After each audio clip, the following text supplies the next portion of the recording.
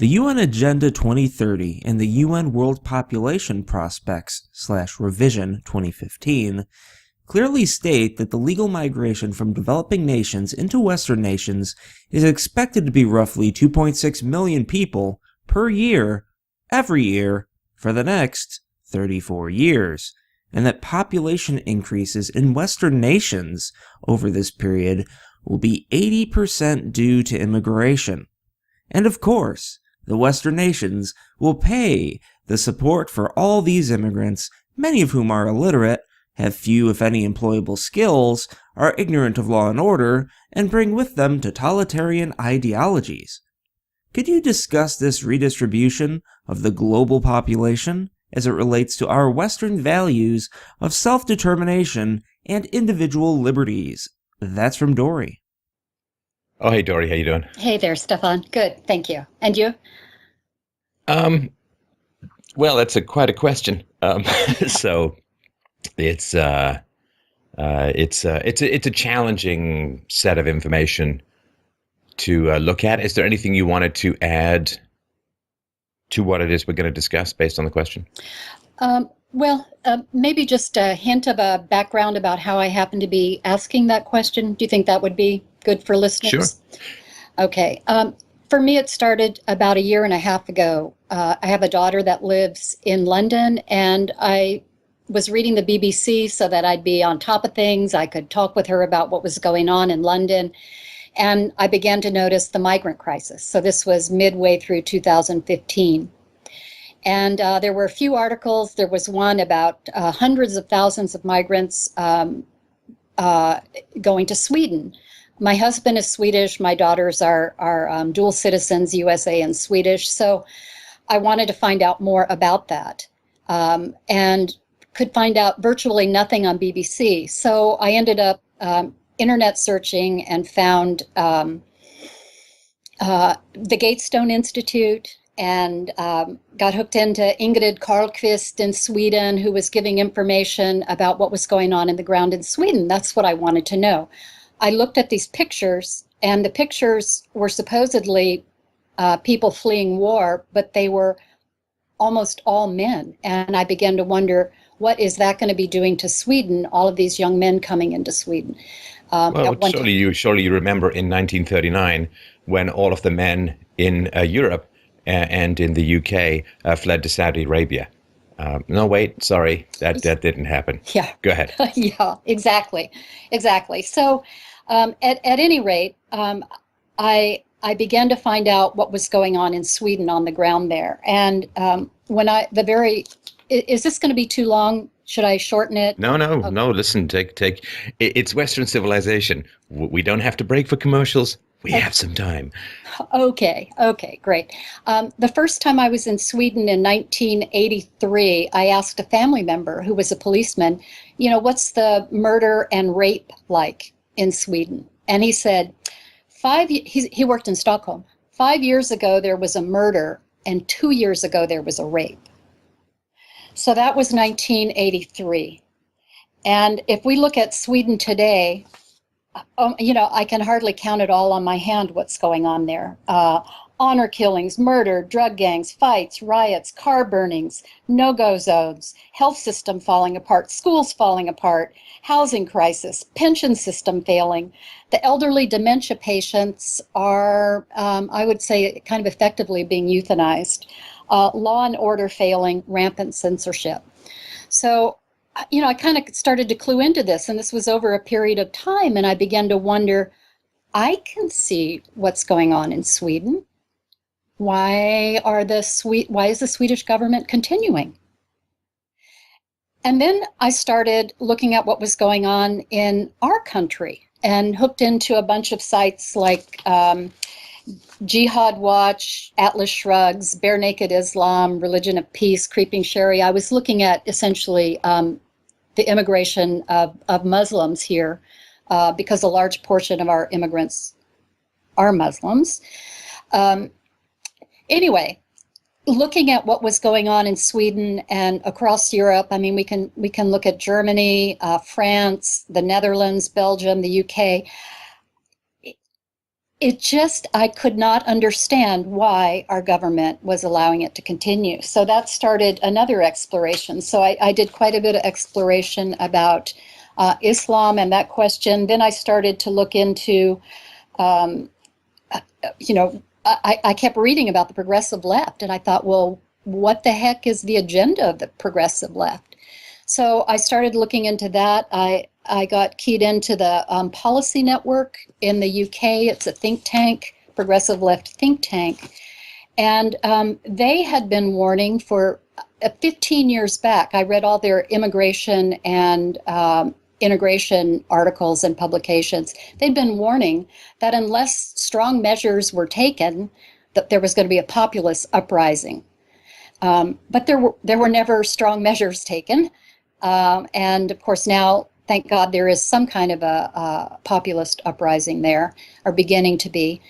But anyway, that led me to essentially begin to explore the left agenda here in this country, and globalization. And I started reading David Horowitz, his Black Book series, read various books, Post-American Presidency, Red-Green Axis, Refugee Resettlement here, things like that. And then it dawned on me that, oh my gosh, this is socialism. This is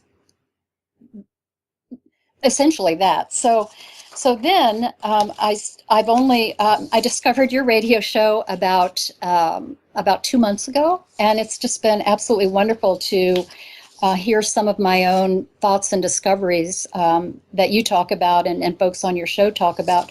But then I started reading the UN publications, and that's where things got really scary. Looking at Agenda 2030 essentially is asking for the global government ownership and control of land and utilities and food production and food distribution and healthcare and education and law enforcement, economy, technology, trade, the redistribution of wealth by redistributing people, the breakdown of private ownership, breakdown of the family, breakdown of gender and masculinity, breakdown of nation states, breakdown of law of order, and the erasure of history and the white race. So that's what brought me to this call. To me, this seems huge. And I'm now that I've been mobilized, now that I've woken up, now that I've taken whatever color pill it is, the one that wakes you up, I can't remember, blue or red, I find myself realizing that this is the time for my feet to hit the ground running and stand up. So I was curious about your thoughts. You of course can't answer what it is that I'm grappling with, my action. But I'm curious on your take on some of these things that I've talked about, and your take on the dire situation that I believe we're in right now. I mean, I followed most of it. There was a bit of a jump at the end, which I think people will have trouble, where you talk about the erasure of the white race. I wonder if you could help people understand at least your perspective on that. Okay. And maybe I was a little bit over speaking, but at one point I ran across a name, Ricard Kudanov-Calgary, who was a European aristocrat who lived in the 1920s. He wrote 2 books, Pan-Europa and Practical Idealism. And in Practical Idealism, I should say he was an aristocrat, and he is considered by many as the father of the EU. And as a matter of fact, the EU gives out a prize every year called the Charlemagne Prize. Every other year they give that prize out. And people in the past who've won it, Kissinger has won it, Bill Clinton has won it, Winston Churchill has won it, Angela Merkel has won it, lots of folks. So anyway, I thought, okay, I want to read those 2 books this man wrote. If it's the origin of the EU, I wanted to know what it said. I couldn't find it in English anywhere, which is odd if this is the father of the EU. Eventually, and it wasn't available in German, either on Amazon at the time. So eventually, I spent hours looking. I eventually found a German PDF of these two books, which I converted to Word, which I plugged into a translator and ended up reading them that way. And one of the things he talks about very, very clearly, and I'll give him credit. There are a lot of really great things he said about, Europe, the European states coming together, and that would reduce the amount of infighting among European states, which had been a problem. But essentially, what he said was that his ideal for the future would include, he was talking at this point mainly of Europe, essentially a blending of all of the brown and white races so that there would be one race, and he called that race, I can't remember, but it would be essentially brown, and he likened it to the ancient Egyptians, and that this would essentially reduce the average intelligence, which would make that group more easily controlled by this larger organization of people that he deemed would be spiritually superior to the general masses and could hold the fort down for the general masses until they developed enough to, whatever.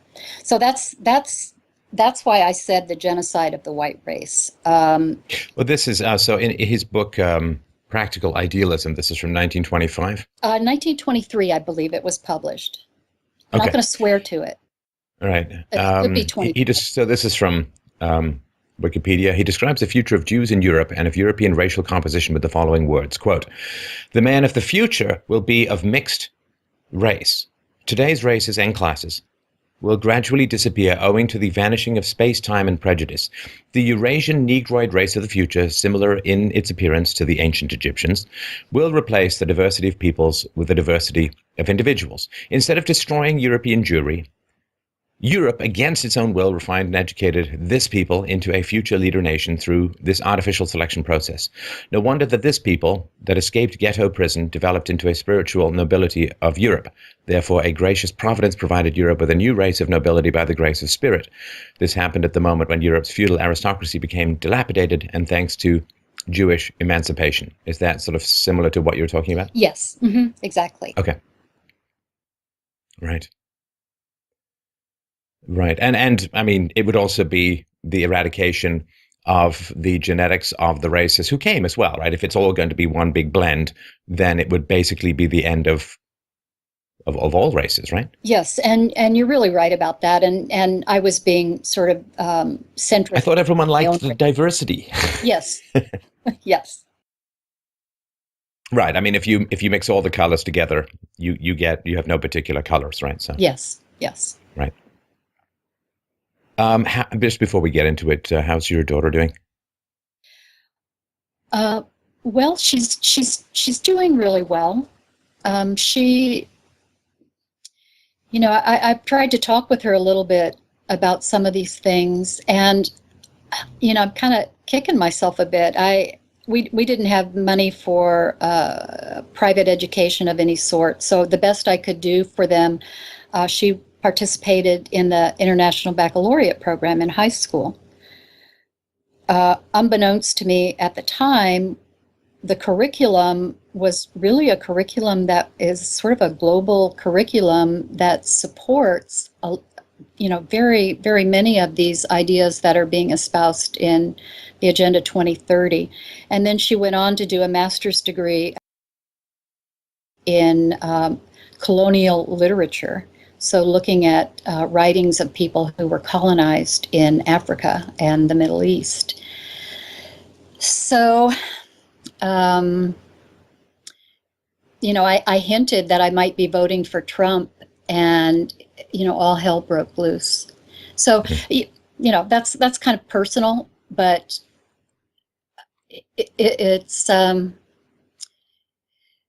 she has a lot of this, the ideals I think, without any clue what it's going to mean as far as how this works out for her. And of course, I'm a mom, and I'm reading that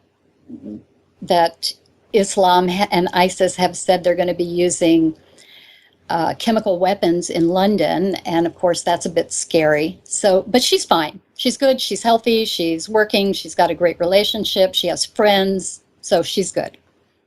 Long answer. Okay. All right. Friends won't help her against chemical attacks, but I know what you mean. Yeah. I know what you mean. It's good that she has friends. All right.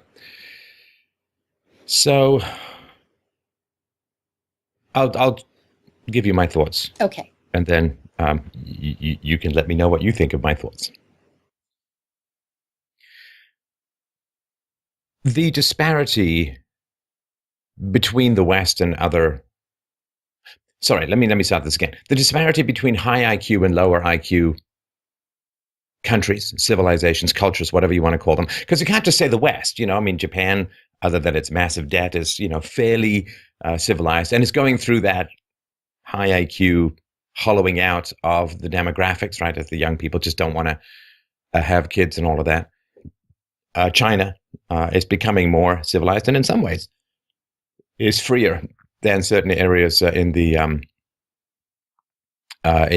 West, right? This book that you were talking about, there was a European publisher who wanted to publish a copy, and the police descended and grabbed the only copy they had, and all that. So, not particularly free.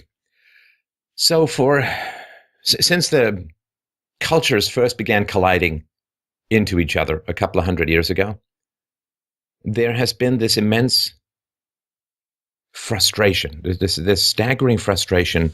Why is it not possible to transfer Western culture to other cultures, right? I mean, why? The goal of a lot of colonialism from the Western powers, it was called the white man's burden, which is like, wow, we happen to come across all of these wonderful things, or discover all of these wonderful things, or inherit all these wonderful ideas, free market, science, separation of church and state, and private property, and the rule of law and common law. We have this treasure. And the goal, it was not perfectly executed, of course, but the goal was to go out and share the goodies with the rest of the world. To go to India, to go to Africa, to go to other places, China, and to share these goodies with the rest of the world. And there was Christianity involved in the motivation for that transfer, but there is also benevolence, and there was, of course, some rapacious and predatory aspects. But generally, where the British powers went, and it's the only one I've studied really in great detail, where the British powers went, there was an improvement in the local circumstances. So there's this idea that we were like rich children, just happened to inherit a whole bunch of money. There's poor people around. Let's just go and, help these poor people. Right? That the only difference between the rich cultures and the poor cultures is the money, right? It's like this old saying or exchange between F. Scott Fitzgerald and Ernest Hemingway. I think, I can't remember who said what to who, but one of them said to the other, the rich aren't like you and me. And the other one said, well, yeah, they have more money. That is such a foundational question. What is the difference, say, between sub-Saharan Africa and Western Europe? And is it possible to transfer all of the good stuff from Western Europe to sub-Saharan Africa? And for the past few hundred years, and in particular over the past 60 years or 70 years, there has been this massive effort to take the goods of the West and give them to the world, to hand them over, to help set up the structure, to help, massive transfers of intellectual property, massive transfers of capital and investment and technology and patents and medicines and you name it. You back up the truck of Western glory, beep, beep, pour it into the gaping mouths of the third world. Mm-hmm. And what's happened? How has this all gone? Trillions and trillions of dollars poured into the third world. For what? And this It hasn't really solved the problem at all. Now, there is improvement. And the improvement is, in particular, I'm thinking about China and India, right? You've got 50,000 people a month coming into the middle class. So there have been some improvements. But the problem is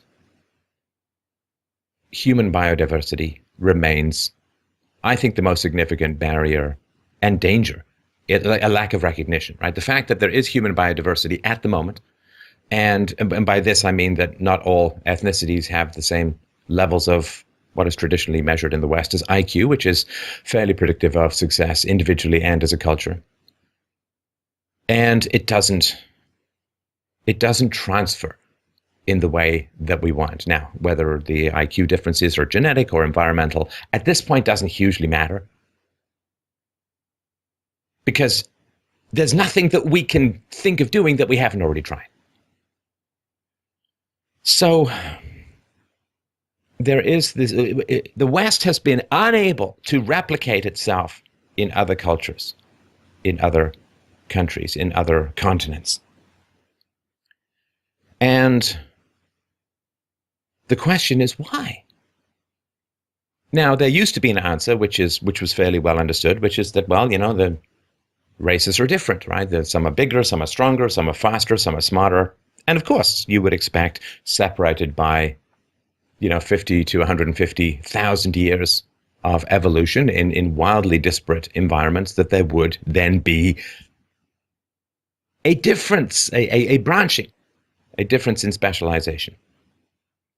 This used to be accepted and understood. And then the left came along and said, now it's all environmental. That number one, they said it's all environmental. We're a blank slate, and we are molded and shaped by our economic environment. That's it. Mm-hmm. And they also said that the rich are rich because they steal from the poor. They exploit the poor. Right. The capitalist with his big fat belly and his monocle and his gold watch and his cigar and his top hat is stealing from the workers. He has $1 million because 1 million workers each have $1 less. Now, when you combine the dominance of the left intellectually, and this really has been going on for about 150 years. I mean, it's accelerated. Obviously, it's reaching its fruition at the moment, which is why these culture wars are erupting so ferociously. But the left, I mean, there's kind of an iron rule of organization. All organizations drift to the left incessantly. And sometimes it feels irrevocably. And I think this is driven by the state, which is one of the reasons why I have my beliefs about it. But this idea that everything's environmental and that the rich are only rich because they've stolen from the poor, when you look at the world through that lens, then you look at the West as evil and predatory and exploitive, and that sub-Saharan Africa would be exactly like Denmark, except that the Westerners came and stole all the resources, right? Just parachuted in, grabbed everything, and took it all back to Europe.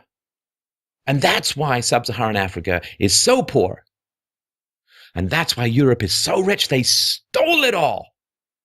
Now, of course, the fact that sub-Saharan Africa wasn't exactly swimming in wealth before the Europeans came along, and the fact that the life expectancy has increased, the population has increased, the GDP, while under European rule, increased, all the stuff I've talked about many times before, the fact that new technologies and new wealth and new investment, new opportunities, railroads, roads, medicine, cars, you name it, was all brought there, doesn't matter. And this frustration, oh God, it's like we're drowning in this delusion, this frustration. And I understand it's very painful. Human biodiversity is one of the most painful, jagged little pills that I've ever had to swallow. And it is, the before and after that is night and day. Yeah. Mm-hmm. And so this incredible frustration, looking at the wealth of the West, looking at the poverty of the third world and saying, they stole it from us, they owe it back to us, those bastards, right? Like there are people who genuinely believe that the wealth of America was built on slavery. I mean, built on slavery. Madness. I understand where it's coming from, because you look at the black community in America and you see the, high crime rates and the low income and low savings and so on. And then you look at the whites or the East Asians and say, well, they're much richer, because they stole from us. That's what happened. We were ripped off. The white devils came in, pillaged our resources, pillaged our gold, pillaged our people, pillaged our land, stole from us. And this creates an enormous amount of rage and frustration and anger and hatred towards the Europeans, towards the Westerners, towards the whites. It's like Iago just whispering in people's ears saying, well, you're poor because those pale devils over there are rich. They stole from you. Now, are you just going to sit there and take it, or are you going to go and get it back? And that is, I believe, where things stand at the moment. That Europeans are thieves, predators, devils, genocidal, murderous, pale-necked deep in blood. And they owe the world. Redistribution of wealth, redistribution of wealth. Now, the phrase redistribution of wealth is one of these very sinister phrases because, of course, it implies that the wealth was somehow distributed to begin with. No, the wealth was created. The wealth was earned through people operating in a free market which respected property rights. And redistributed, well, you inherited it, we're just going to carve it off. And no, it was created. I mean, if we talk about the redistribution of sexual access, we would understand we'd be talking about institutionalized rape. Because, vaginas weren't distributed, handed out like clamshells at the beginning. You got some extra. Share it around, right? So, if, as the leftists believe, it's all environmental, then, of course, when you take people from the third world and put them in the first world, their children will grow up just like first worlders, right? If you take people from the Middle East and you take them to Sweden, then their children will grow up in Sweden and will be just like the Swedes, and the native Swedes. And go ahead. As a matter of fact, they're finding that second and third generation immigrants are actually more radicalized, more angry, more violent than their parents and grandparents ever were. Of the immigrant population across Europe. And this is exactly what you would expect from human biodiversity, which is that the smartest immigrants will come across to the West, but then their children, if there are genetic bases to disparities in intelligence, the smartest will come to the West. Let's say that the top 1% of Somalians will come to the West, but then their children will be a regression to the mean and will be much more like the general population of Somalia than the outliers, the exceptions to the average who came across to the West. And I've talked about this before. You've got some extraordinarily tall Chinese guys who come over and play basketball. Now, their children are taller than average, but they're not as tall as their parents. And there's a regression to the mean. This is sort of natural and helps very intelligent parents understand that their kids may not be exactly like them, all this kind of stuff, right? And we've seen this in general, right? We've had Dr. Jason Richwine on the show a number of times. He's done significant analyses of multi-generational patterns within the Hispanic community that comes into America, of course. And he's found that there is a regression to the mean, that the parents don't do as well, the kids do better, but the kids do worse, right? The parents don't do as well because they're new, less educated, language barriers and so on.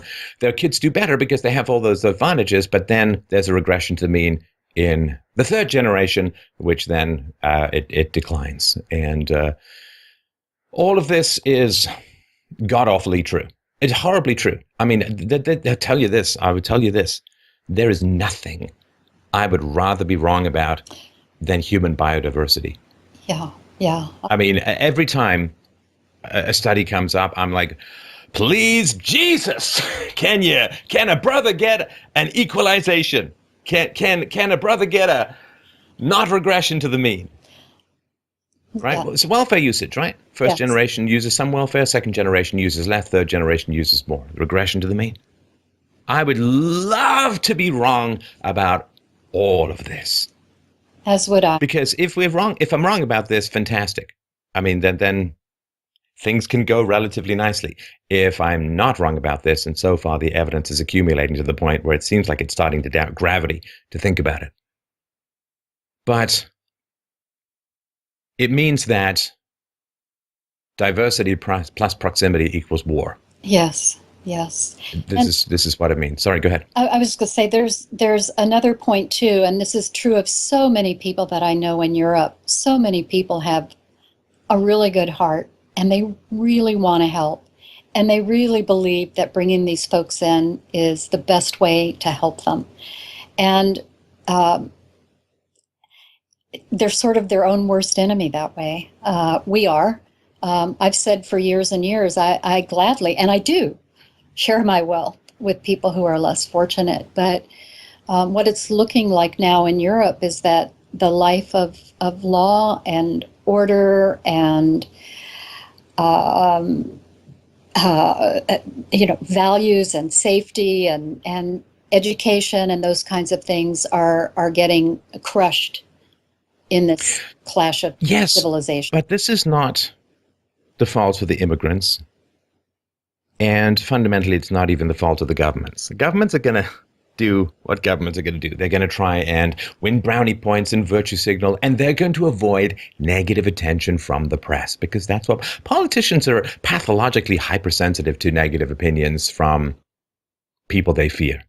They don't fear white people, right? I mean, they fear journalists. They fear, so. But here's the thing. The West has only appeared to be strong. It has only had the illusion of strength.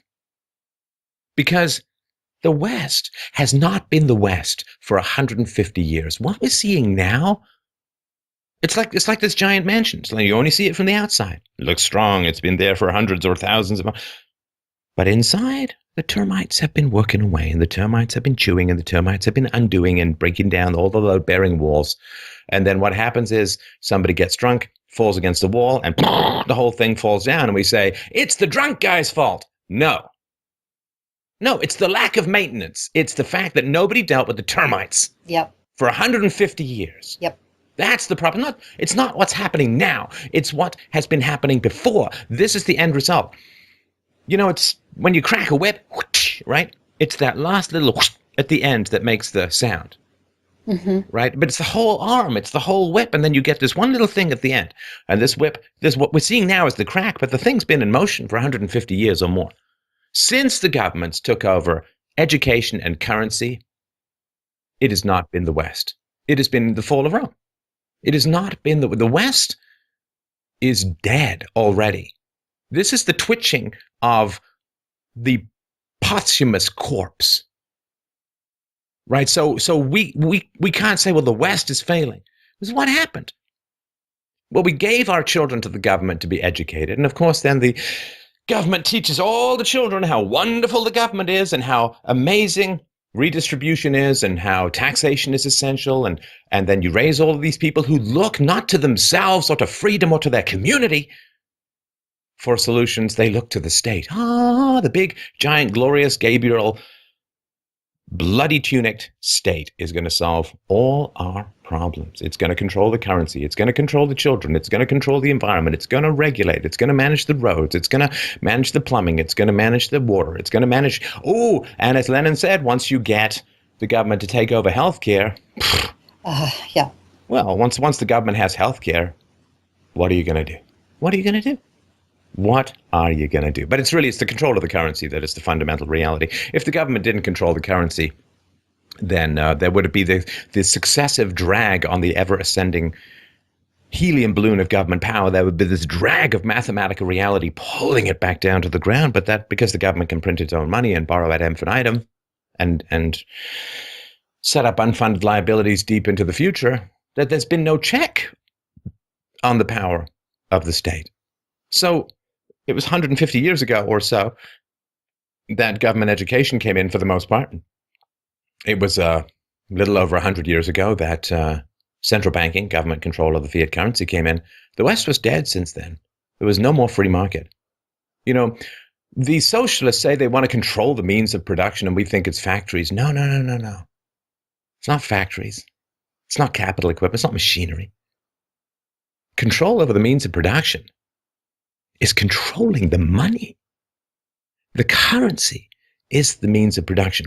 Once you socialize the money, once you turn the money into a central planning, communistic, fiat monopoly, toilet paper factory, once the government controls the money, the culture, the civilization, the liberties, the freedoms are already dead. For the last 150 years, there has been but 3 words to describe the West. Dead man walking. So why do we have a migrant crisis? Because people surrendered the autonomy of their states to the central planners in Brussels. That's only one part of it. But the fundamental reason we have a migrant crisis is because of warfare and welfare. The warfare-welfare state has produced the migrant crisis, number one, of course, by the endless wars in the Middle East, destroying and destabilizing the countries. And boy, you think we've got a problem with exploding migrants. How about the Middle East, which has drones and exploding bombs and the destruction of their healthcare system and the destruction of sanitary systems in a very hot climate? And good God. I know. Good God. Yeah. Right? I mean, yes. What is being done unto the West is very little compared to what has been done unto the East. Oh, no, somebody drove a truck down. Terrible. Terrible, but at least they're not bunker busters falling from 20,000 feet up in the air.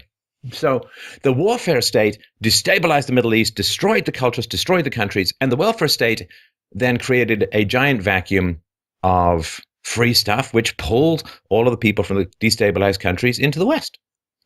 How can you blame them? In Iran, you make 1/10 to 1/20th a month than you can get for free in Germany in the welfare state. So the warfare state destroys the countries, and the welfare state brings in the people, the young men. And I understand, yes, of course, there's something in Islamic teachings around, it's a very virtuous act to go to new countries and attempt to move the needle towards Islam, and I get all of that. Mm-hmm. But that's been the case in Islam for a long time. Still never worked in Europe. So once the West gave up our children to the government and gave up our currency to central bankers, everything that has followed is inevitable. They can afford these endless wars because they can print the money. They can afford to have these endless wars and a welfare state because they print the money. And until we can gain control back of the money, the lifeblood, money is civilization. Money is what it is to have a culture. Private money is the only way a culture can survive, because it's the only way it can push back viscerally against being lied to. Because people like you, like me, before we woke up, mm-hmm. we sought our everyday pleasures, and we kind of figured that we were in this general inertia of lackadaisical improvement that was going to go from here to eternity. Exactly. Yep.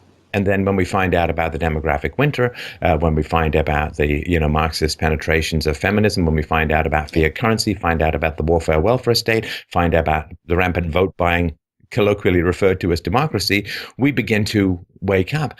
Now, you do that because you have a daughter who you believe may be in harm's way. I do that for my own particular reasons and purposes. But the reality is, most people won't wake up until disaster is upon them.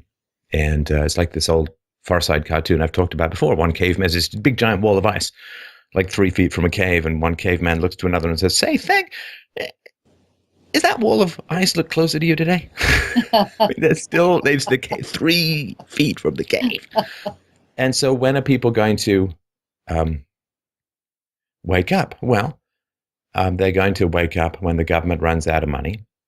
And when the government runs out of money, there will be no funds with which to pay the welfare state. And when there are no funds with which to pay the welfare state, there will be riots. And when there are riots, the government will have a choice. The government will either crack down on those riots and attempt to restore significant order, and there won't be any more of these 55 no-go zones in Sweden or anything like that, which is basically, it's not Europe anymore. It's not Europe. There are massive areas in Europe. They're not Europe anymore. No, it's true. I mean, the police don't go there. There's no control. It's Sharia law. I mean, it's not Europe anymore. It's not Europe. And when they run out of money, they will end up paying those they consider the most dangerous. Like if you have $1,000 left and you owe $1,000 to a nice guy and you owe $1,000 to the mafia, who are you going to pay? Yeah, the mafia, naturally. Right. So the most peaceful in society are going to get their services cut the most, and the groups that the government is most afraid of are going to get paid the most, and this is going to, at some point, provoke spillover tensions. Of course, it is my hope and my goal that this stuff can be resolved peacefully as times goes by, and the European governments, they're doing the insane things that governments do. It's perfectly sane in the pursuit of the immediate drug called power.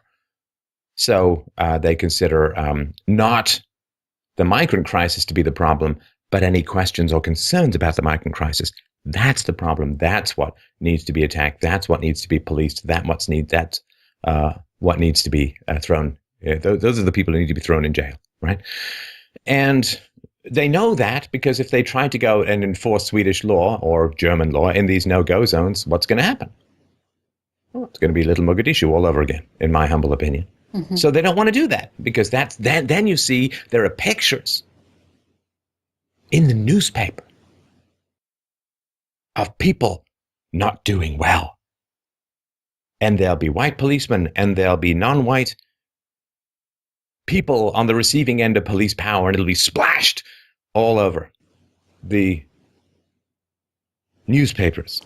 Well, and racist and Islamophobic and I don't know, whatever other kind of stuff can be thrown. And then everybody will be shocked and appalled and horrified and right. Yep, it just happened over this New Year's in Germany. I forget which city it was, but maybe Berlin. The police were trying to keep order, and essentially they were profiling. That is, they were not letting certain folks in who were known to be dangerous, who were known to have criminal records and that sort of thing. And there was a huge backlash about the racial profiling and the racism and Islamophobia, et cetera, et cetera. I don't know if you've read about that. Oh, yeah, no. And where was it? Someplace in Europe, 1,000 cars were set fire to. But it's just economic warfare. So why are they setting fire to cars? Well, because it harms the economy of the host nation. And, from the Middle Eastern perspective, I dare say from the Muslim perspective, if somebody said to me, well, you can escape this poor country with either being bombed or armed or, even if it's not being bombed, there's always that threat. And you can go to the country that has been bombing your fellow Muslims, and you can then sit on its welfare and help to destroy its economy, because when its economy is destroyed, there won't be any more bombings in the Middle East. I can really, really understand that perspective. Yeah. Mm-hmm. Mm-hmm.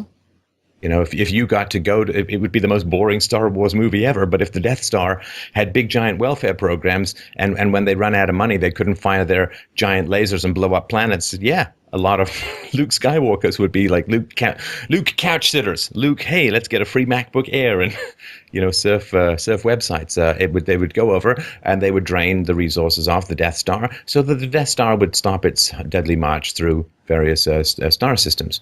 So I can perfectly understand, but it's the West, we betrayed our own values. We betrayed everything that made the West, and we've done it over the last 150 years. And we have put sentimentality ahead of reality. We've put delusion ahead of truth. We've put government power ahead of cooperation. We have surrendered more and more of our lives to the power and coercion of the state. We have more and more regulations. We have an insane tax code. We have an absolutely unnavigatable legal system.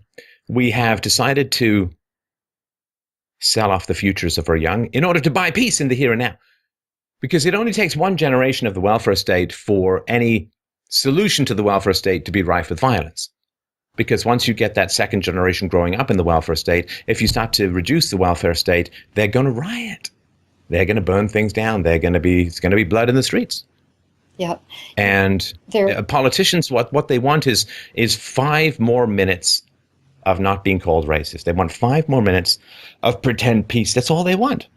And it is the betrayal of those who came before us that has handed us this corpse that we are now trying to shock back into life. But no, the West has betrayed its values, all the values that made it great. And yes, I will include Christianity in that in many ways. So the West has betrayed its values for many generations. And now a lot of people are complaining that things don't seem to be going well. Well, it's not one cigarette that kills you. It's 30 years.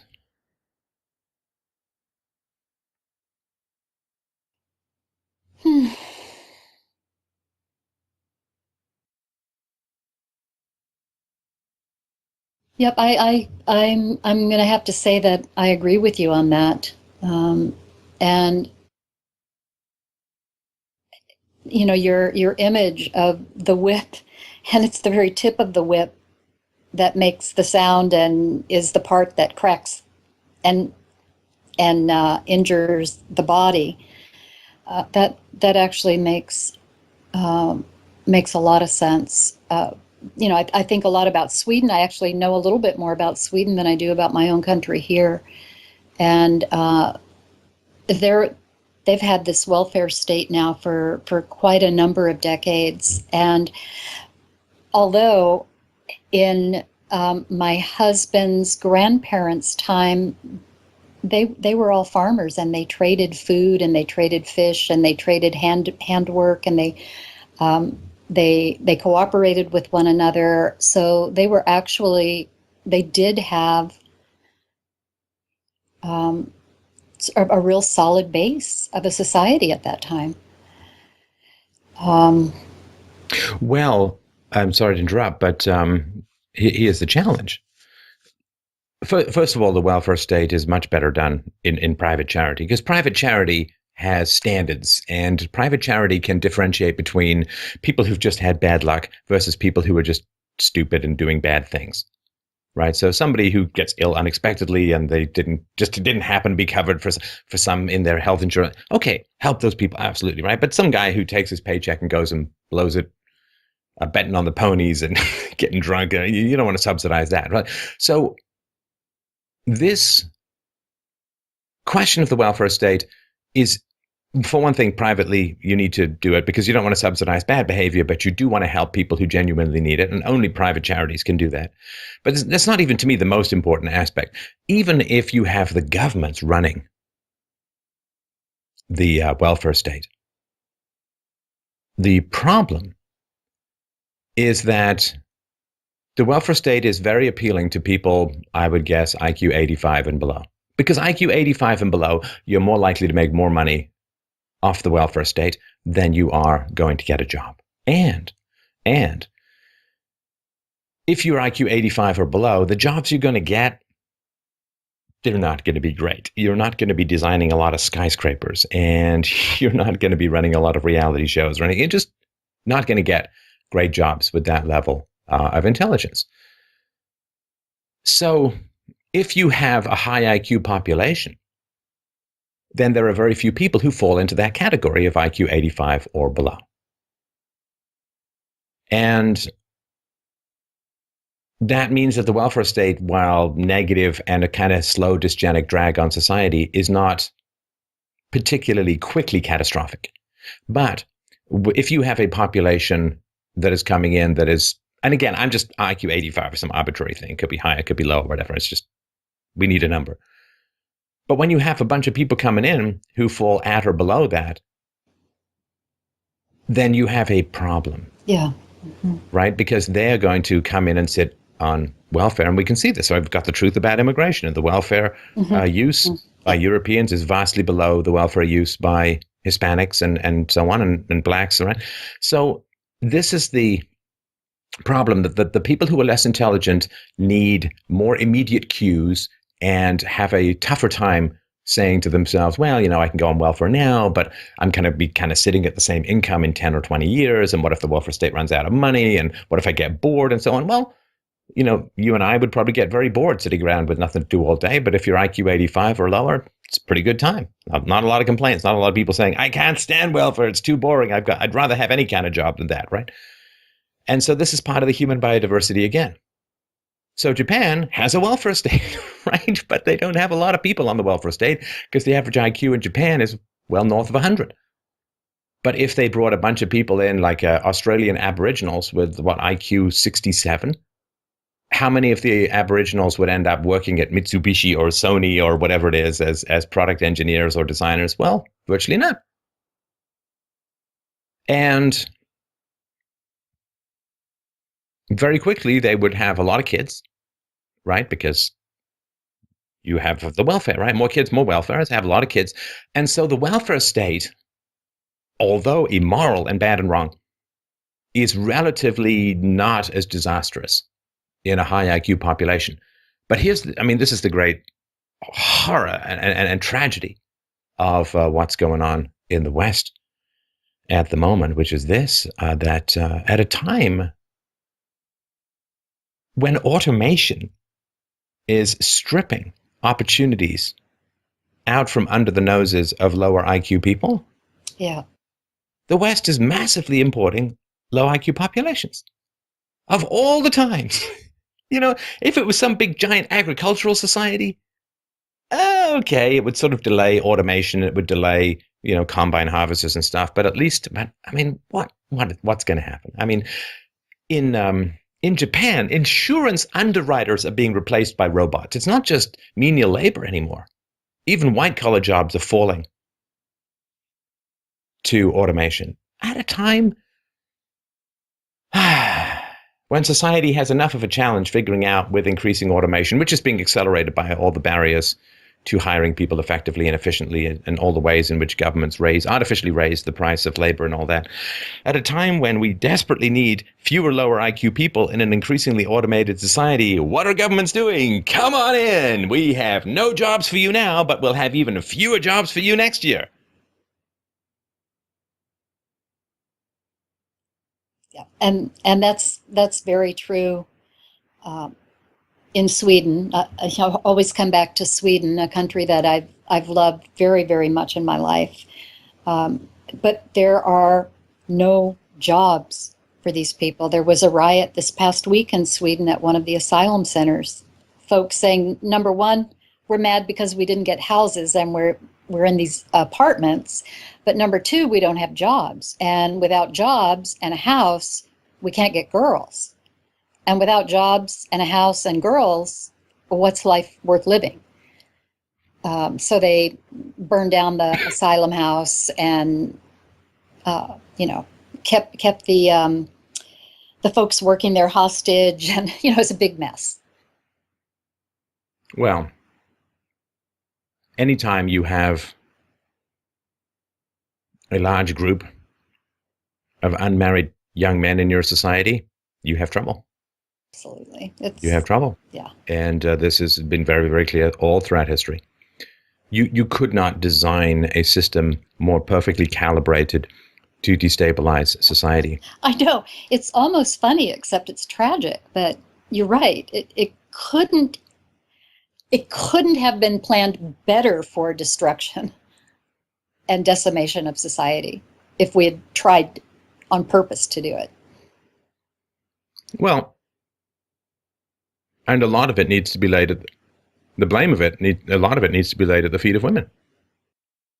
Women are consistently voting for larger and larger government. Women consistently, in general, vote for open borders. If you look at the breakdown of votes for nationalistic or sovereign movements in Europe, significantly more men than women vote for sovereignty and control over immigration, and significantly more women than men vote for open borders and bigger and more government and open immigration and all that. I know. I have, all of my liberal friends who know. Some I haven't told because I'm getting tired of losing friends, but all of my friends who know I voted for Trump aren't my friends anymore. They don't want to have anything to do with me. Like you're in league with the devil, right? I'm in league with the devil. I'm a racist. I'm going to be joining the stormtroopers, coming to get them in the night. And, And these are mostly female friends? Yes, all female friends, yes. And they all believe in open borders and welfare, and the more immigrants we can take in, the better, and et cetera, exactly what you just said. So I find myself... Why do they? Why? I have to say that I was there myself a few years ago. I wasn't awake enough to see what was really going on.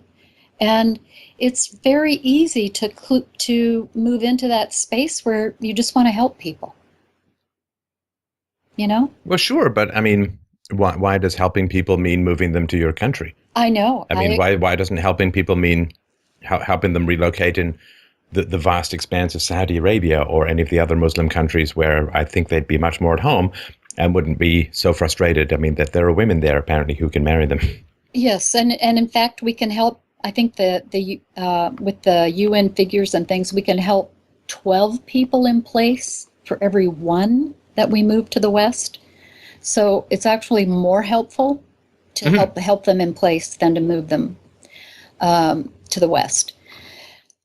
But what can I say, Stefan? These are smart women. They're college educated. Most of them have master's degrees.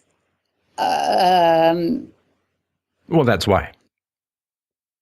I mean, they've just been exposed to so much more lefty propaganda, right? Yeah, that could very well be. And, I feel for my daughter. She's been exposed to a lot of this propaganda. I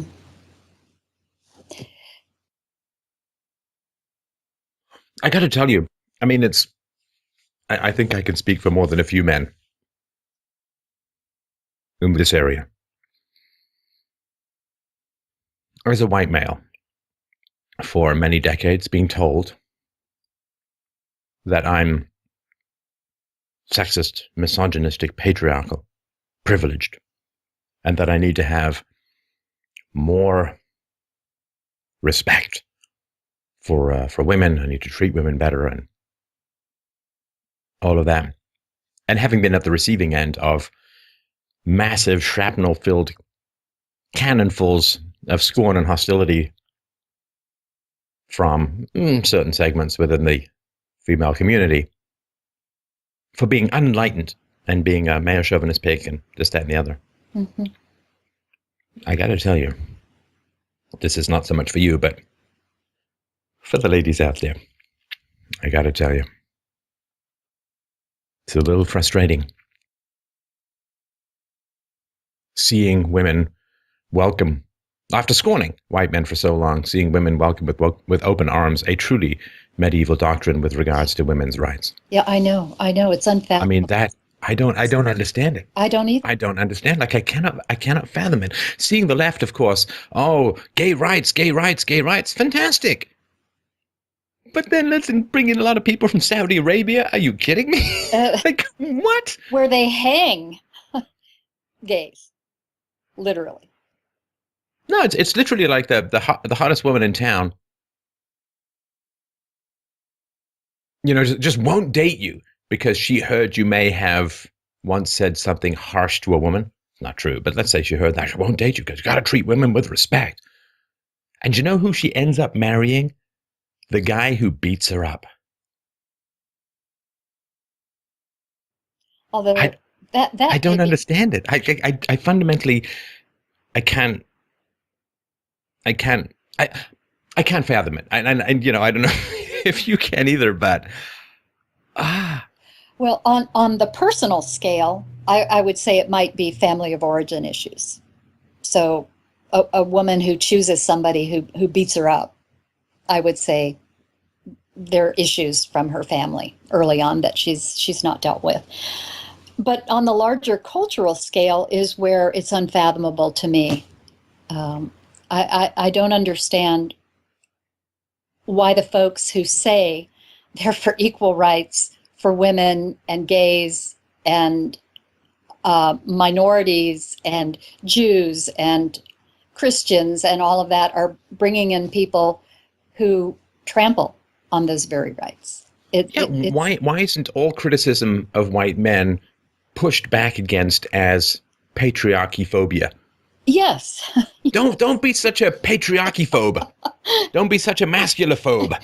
We should Don't be such a penis phobe. Yeah. Sorry. Yeah.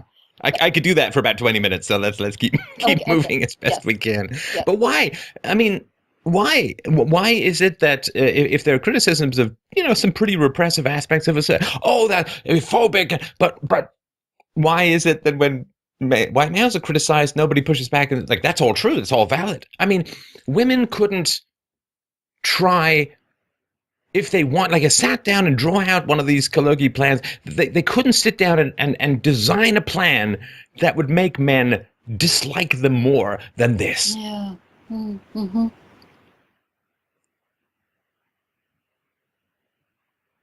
Because at some point, it may well happen that women don't like the new things that are going on.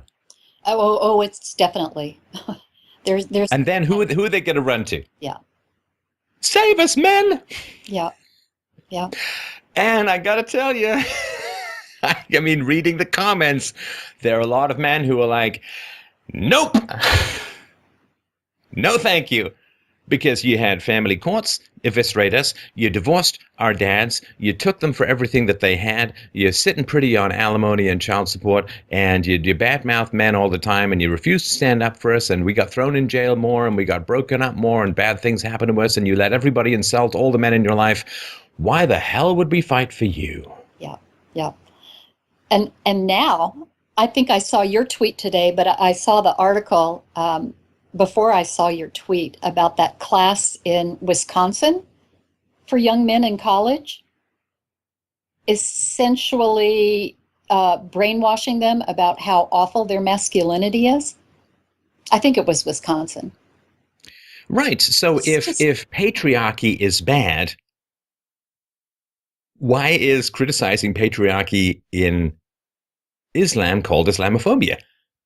Because I think it's fairly safe that there might just be a shade or two more patriarchy in Islam than there would be in the contemporaneous West. Just, you know, I'm no expert, but just going from what I've read and heard, just a little, maybe just a coat or two more of paint of the patriarchy. Yeah. So, but we all know. I mean, so I don't, the betrayal of the women, that is the downfall of the West, fundamentally.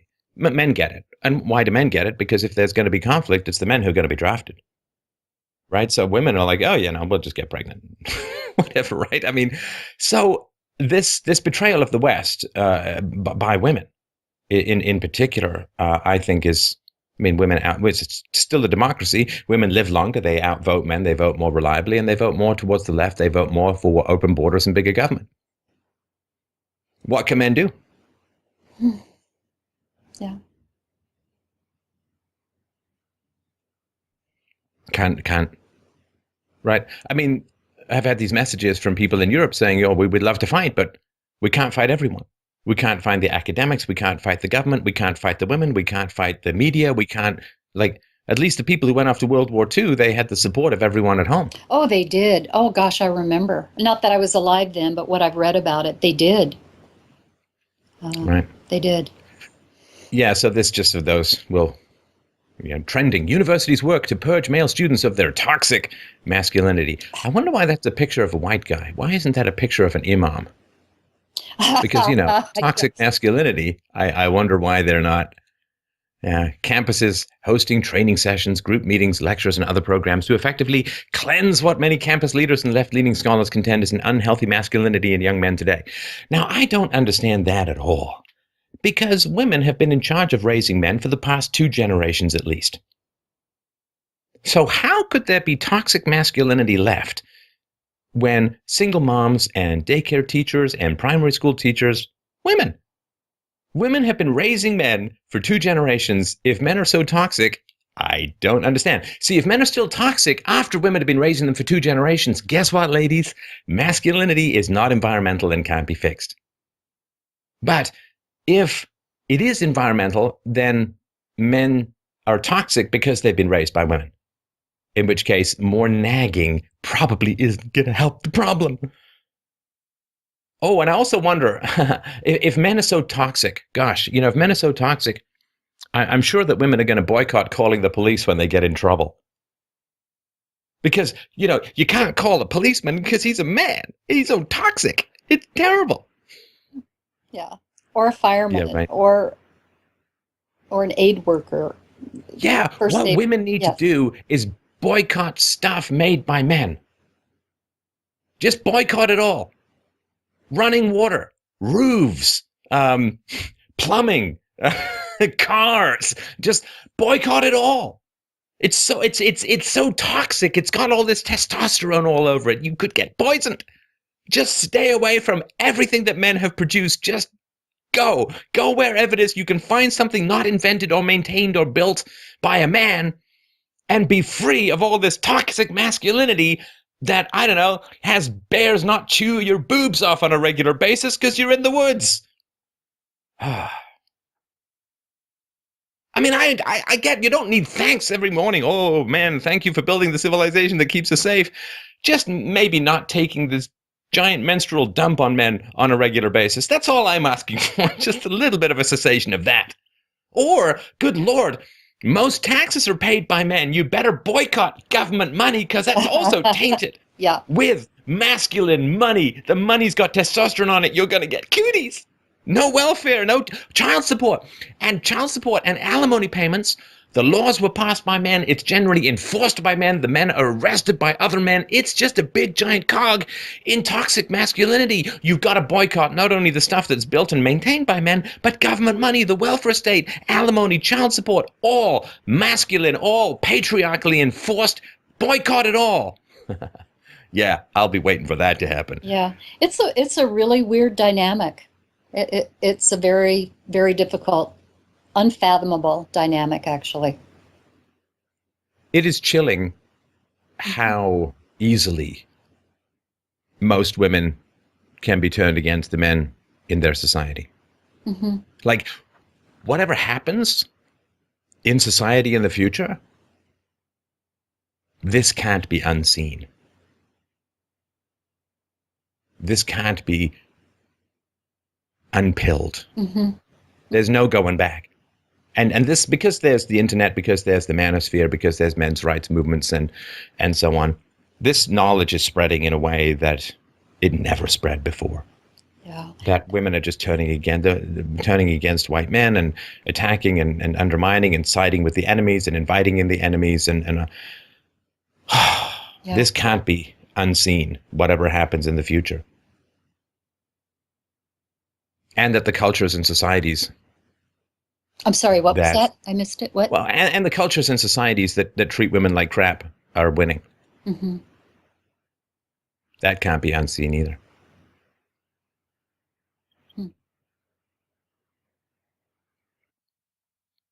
So, yeah, I don't know what's going to happen, but whatever is going to happen, I think men are going to have a very tough time in the future saying to women, yeah, let's give you a lot of political power because you did a great job with it last time.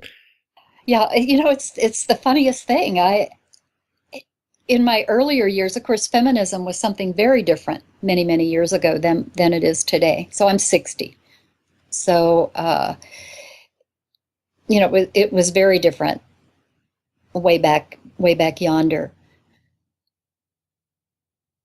But well, and sorry, no, you were sorry. I thought you'd finish your thought. Please go on.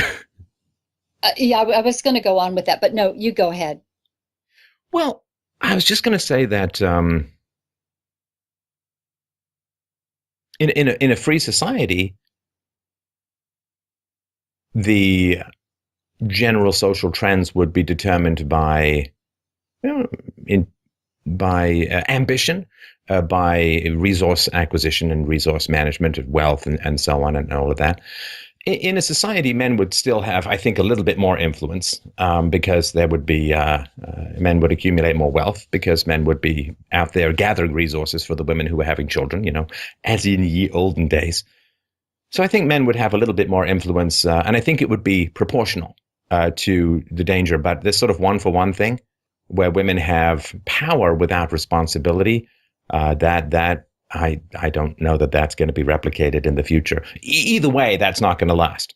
I mean, either some other ideology takes over and women's rights are out the window anyway, or after a sort of bitter struggle, the people who reshape things in the future are going to have learned some kind of lesson. But and I don't blame women for this at all. I mean, it's natural. I mean, men have had sort of massive consequences in political action for tens of thousands of years. You get the wrong leader, he takes you to war, and you die like a dog in the ditch.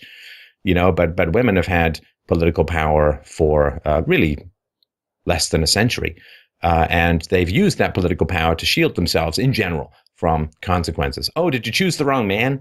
Oh, well, that's okay. You can divorce him and we'll just give you welfare, or we'll get him to pay you alimony and child support and so on. Oh, you're dissatisfied in your marriage. You go, oh, did you get pregnant out of wedlock and the guy's run off? That's fine. We'll take, right? So women have generally used the state, and I'm generalizing here enormously, but women have generally used the state to escape consequences when they can. And that is perfectly natural as well. It's not like women are bad or anything. It's just, this is the way that things have gone down for various reasons. So, but that is this sort of betrayal, this feeling that you can't trust your women, that you can't understand where their allegiances are. You can't understand why your women treat you with such contempt while worshiping groups that would treat them 1,000 times worse than the worst thing they've accused you of. And it's like, it's gross and very disturbing. And again, it can't be unseen. Mm-hmm. And there are some men now beginning to stand up, which has been really beautiful to see, and be proud of their masculinity and their manhood, just like they're Americans now who are proud of being Americans. So some kind of tide is shifting that way. It seems slow, but it does seem to be shifting a bit. And, maybe in part to folks like you and some of the other folks who put a lot of their work and energy into bringing these facts to the wider audience. Yeah, and people need to shield their children from toxic academia.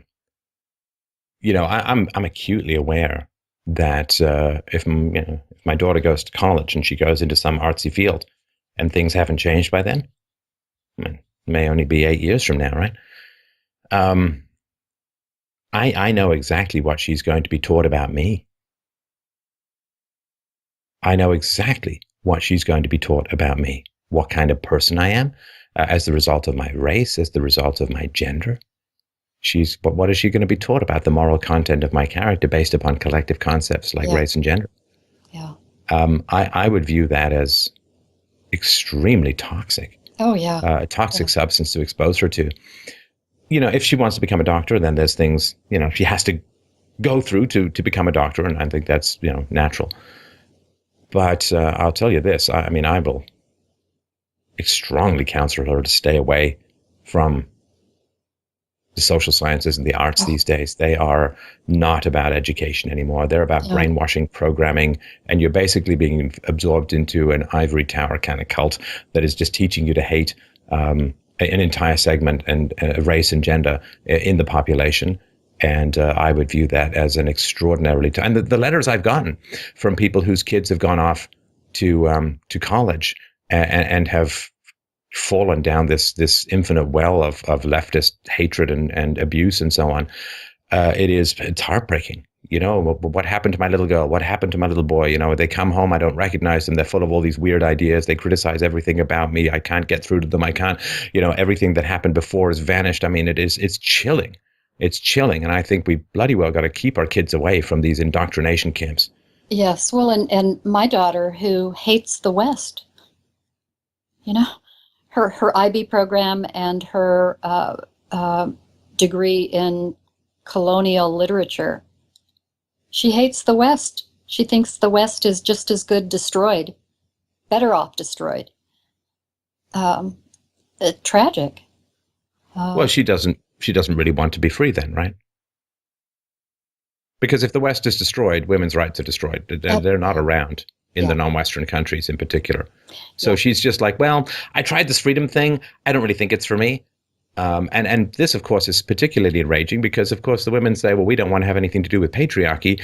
So we're going to work very hard as we can, as hard as possible to destroy the least patriarchal, most egalitarian society the world has ever seen and replace it with what? It beggars the mind. It just really does. So. Well, this, of course, it goes back to the old suspicion that people have had for a long time. And again, this is generalizations, but the suspicion that women confuse feeling for thinking, and that thus are more easily programmed to turn against their men and their culture, and the culture that, I mean, does she think she'd get to go to college in Iraq? Yeah, right. Well, she spent 3 months in Egypt by herself studying Arabic a few years ago. And she came out of that experience and said, I never thought I was racist before, but she was sexually assaulted every day on the street, men groping her every single day. She felt smothered. But she still wants the West to be destroyed because, I know. And she still wants people from Egypt to come. I don't quite understand. I don't. Does she miss it? Yeah, and she's a bright young thing too. So. Wait, so she went to Egypt. She was groped every day. Yep. And she's pro-migrant. I guess some are coming from Egypt. And she's against the West, where I assume she was not groped every single day, at least not by white males. Right. You know, I wish I could. I wish I could explain it, Stefan. Does she miss the seriously? Does she miss the groping? You know, I think I'm going to have this conversation with her because I've actually been thinking about it, and I'm wondering what her experience in London is. Which is, well, it depends where she goes, right? Yeah, that's very true, actually. Yeah. Depends where she goes. Yeah. You know, I made this argument. I think more than a year ago, that if Angela Merkel is very keen on having all these Middle Easterners come in, it's no problem. All she has to do is go and live in one of the no-go zones with a GoPro somewhere attached to her, and then just broadcast stream for 2 weeks, and just everyone can see what a wonderfully culturally enriched experience she's going to have. And I think that would put a lot of people's minds at ease. Yeah. Wow. Yep. Wow. Now, so she has a problem with Western men, and I assume that she thinks that Western men are sort of patriarchal and misogynistic and this and that and the other. Oh, but, you know, I'm going to say no on that one. And, good. And she's in a lovely, lovely relationship with a very lovely, hardworking young man. And she appreciates and loves her father. And she's I wouldn't say anti-feminist, but she hasn't bought into that bit, at least. Oh, good. I'm thrilled to hear that. That's absolutely wonderful. Yeah. But she still wants the West to die. You know, everything's our fault, right? So it's the propaganda that she got in the education that I arranged and paid for her. So. Right. Yeah. It's kind of a bitter pill to swallow too, isn't it? It's a very bitter pill to swallow. So. Well, if she gets her way, if the West ever rises again, it will be a never forget moment that it was the treachery of women that had a lot to do with the downfall of the West. And that is something that I think we're all going to need to have a long chat about at some point.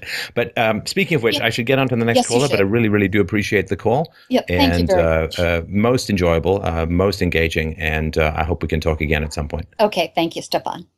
Thank you. Bye-bye.